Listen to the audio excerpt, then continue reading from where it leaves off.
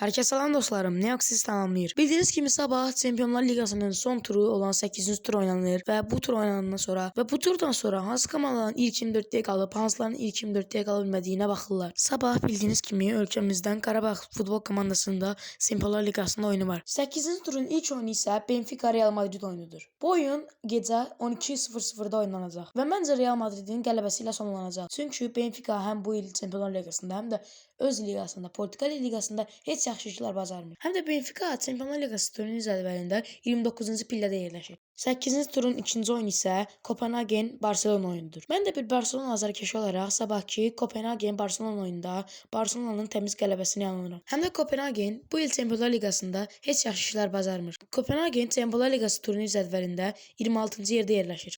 8-ci tur 3-cü oyunu isə Manchester City və Galatasaray oyunudur. Ölkəmizdə azarkeşləri çox olan Galatasarayın Çempionlar Liqasında son oyunu Manchester City'yə qarşı olacaq. Manchester City Çempionlar Liqasında başlayanda yaxşı başlasa da, indi isə heç yaxşı deyil. Bəli, keçən dəfə Bodo Glimt'də uduzmalarına baxmayaraq, məncə bu dəfə 1-1 bərabərlik olacaq. 8-ci turun 4-cü oyunu isə Qarabağ Liverpool oyunudur. Qarabağ Anfield'da, yəni Liverpoolun öz stadionunda deplasmanda Liverpoola qarşı oynayacaq və biz Qarabağımıza inanırıq ki, bu tarixi bir zəfər olacaq. 8-ci turun 5-ci oyunu isə Chelsea və Napoli oyunudur. Məncə bu oyunda Chelsea çox təmiz bir qələbə qazanacaq və məncə Çempionlar Liqasında ən azından Chelsea bu il yarım finala qədər çıxa biləcək. 8-ci turun 6-cı oyunu isə PSG Newcastle oyunudur. Bildiyiniz kimi PSG keçən il, yəni 24-25 mövsümündə Çempionlar Liqasını qazandı və PSG-nin oyunçusu olan Ousmane Dembele Ballon d'Or aldı. Newcastle isə Çempionlar Liqasında bu il çox yaxşı irəliləyir. Amma məncə bu oyun PSG-nin təmiz qələbəsi ilə sonlanacaq. 8-ci turun 7-ci oyunu isə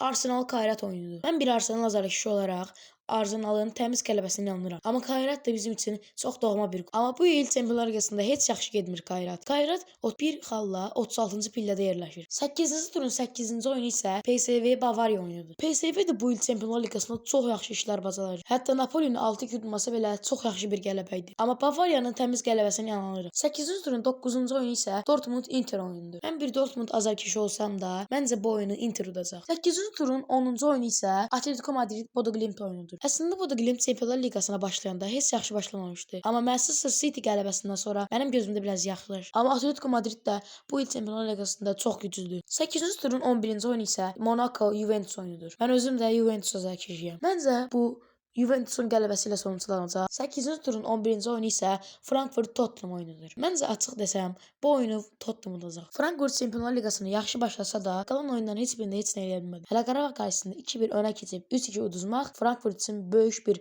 fəlakət idi. 8-ci turun 13-cü oyunu isə Leverkusen Villarreal oyunudur. Yəni açıq demək olsa, bu oyunu Leverkusen udacaq. Çünki Villarreal bu il La Ligada yaxşı olsa da, Çempionlar Liqasında heç yaxşı deyil. Hələ də bir xalları var və 35-ci pillədə yerləşirlər. 8-ci turun 14-cü oyunu isə Athletic Bilbao və Sporting oyunudur. İki güclü komanda üz-üzə gəlir, amma məncə oyun Sportingin qələbəsi ilə bitəcək. Hələ Sportingin 7-ci turda PSG-yə 1-0 geriyə düşüb 2-1 etməsi də çox qəşəng oyun idi. 8-ci turun 15-ci oyunu isə Club Brugge və Marsilya oyunudur. Bu oyun haqqında çox şey danışmayacağam, amma məncə Club Brugge udacaq. 8-ci turun 16-cı oyunu Union Slaç və Atalanta oyunudur. Bu oyun haqqında da çox şey danışmaq istəmirəm, amma Atalantanın qələbəsi ilə sonlanacağını deyirəm. 8-ci turun 17-ci oyunu isə Ajax və Olympiakos oyunudur. Ajax bu il Çempionlar Liqasında heç yaxşı getmir. Sadəcə 3 xalları var. O da Qarabağı 4. O 3 xalı da Qarabağı 4-2 tutduğu maçdan götürüblər. 8-ci turun 18-ci oyunu isə Pafos və Slavia Praha oyunudur. Çempionlar Liqasında heç yaxşı getməyən iki komanda üz-üzədir. Pafos və Slavia Praha. Məncə bu oyun bərabərlik ilə sonuçlanacaq. Və budur, videomuz bitdi.